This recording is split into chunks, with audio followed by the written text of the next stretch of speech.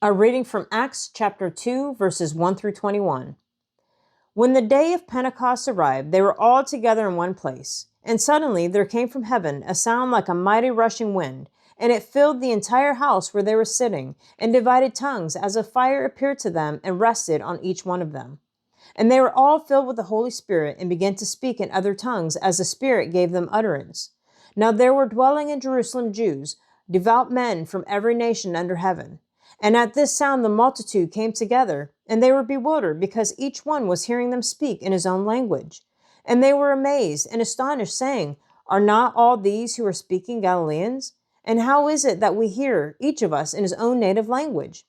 Parthians and Medes and Elamites and residents of Mesopotamia, Judea and Cappadocia, Pontus and Asia, Phrygia and Pamphylia, Egypt, and the parts of Libya belonging to Cyrene, and visitors from Rome, both Jews and proselytes, Cretans and Arabians. We hear them, telling in our own tongues the mighty works of God.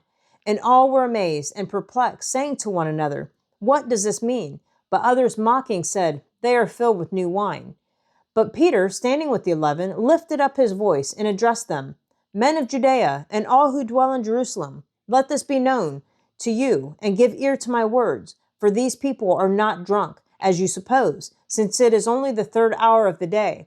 But this is what was uttered through the prophet Joel.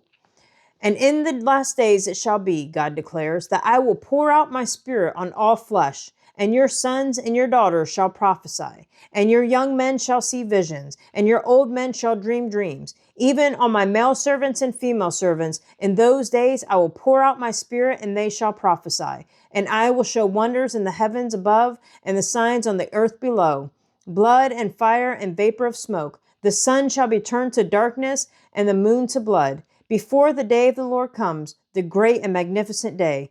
And it shall come to pass that everyone who calls upon the name of the Lord shall be saved.